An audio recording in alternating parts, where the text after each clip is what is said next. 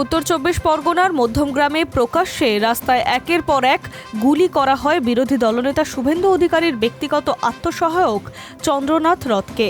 পুলিশের প্রাথমিক অনুমান এটা কোনো আকস্মিক হামলা নয়, বরং অত্যন্ত সুপরিকল্পিতভাবে এটা করা হয়েছে। জনবহুল এলাকায় পয়েন্ট ব্ল্যাঙ্ক রেঞ্জ থেকে পরপর গুলি চালানো হয়েছে। খুনিরা চন্দ্রনাথের শেষ নিঃশ্বাস পর্যন্ত ঘটনাস্থলে অপেক্ষা করছিল। অবশেষে যখন চন্দ্রনাথ একেবারে অচেতন হয়ে যায়, দুষ্কৃতীরা সেখান থেকে পালায়। জানা গিয়েছে, রাত 8:30 নাগাদ মধ্যমগ্রামের দোহারিয়ার দিক থেকে ফেরার সময় তার গাড়ির ওপরে হামলা চালায় একদল দুষ্কৃতী।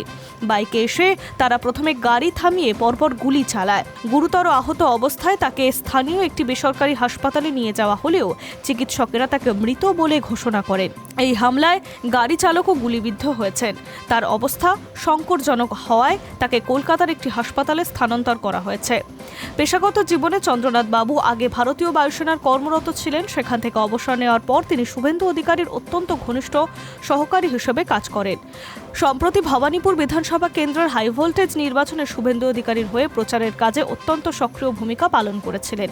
এই চাঞ্চল্যকর হত্যাকাণ্ডের পর রাজনৈতিক মহলে শুরু হয়েছে তোলপাড়। তৃণমূল কংগ্রেসের পক্ষ থেকে একটি কড়া বিবৃতি জারি করা হয়েছে। তৃণমূলের বিবৃতিতে চন্দ্রনাথ রথের এই নৃশংস খুনের ঘটনার তীব্র নিন্দা জানানো হয়েছে। একই সঙ্গে অভিযোগ তোলা হয়েছে, গত 3 দিনে নির্বাচন আচরণবিধি বলবৎ থাকা সত্ত্বেও বিজেপি দুষ্কৃতীদের হাতে তৃণমূল কর্মীরা প্রাণ হারিয়েছেন। এই সমস্ত হত্যাকাণ্ডকে ভোট পরবর্তী হিংসার অংশ হিসেবে উল্লেখ করছে রাজনৈতিক মহল। এই ঘটনার সুষ্ঠু ও নিরপেক্ষ তদন্তের দাবিতে তৃণমূল কংগ্রেসের পক্ষ থেকে আদালতের তত্ত্বাবধানে সিবিআই তদন্তের দাবি জানানো হয়েছে। দোষীদের দ্রুত শনাক্ত করে আইনের আওতায় আনা হোক, এমনটাই তৃণমূল কংগ্রেস চাইছে। এই ঘটনার প্রেক্ষিতে শুভেন্দু অধিকারী তার আত্মসহায়কের তদন্তের জন্য রাজ্য পুলিশের ওপরেই আস্থা রেখেছেন এবং তিনি বলছেন এটি একটি সুপরিকল্পিত ঘটনা। पुलिस का डीजीपी का 2-3 दिन रेकी करके fully pre plan murder police ने इन्वेस्टिगेशन चालू किया। गेट का सीनियर पुलिस ऑफिसर लोग आया। हम लोग बहुत पेनफुल हार्ट में ये जो मर्मांतिक हादसा हुआ इसका निंदा करने का कोई भाषा हम लोग का पास नहीं।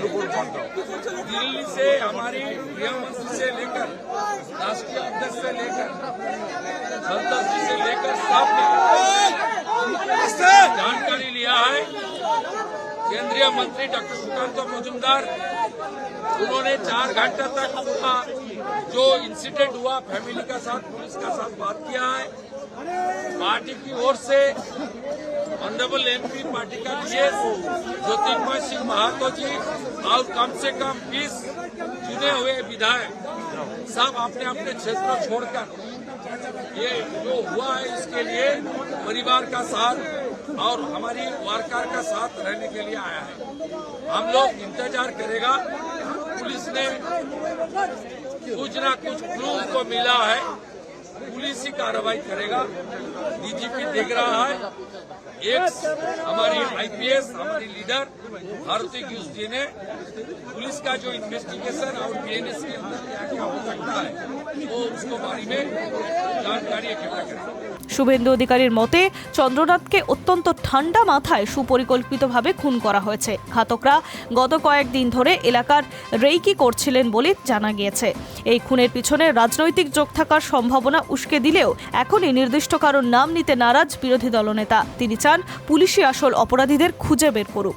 High news network.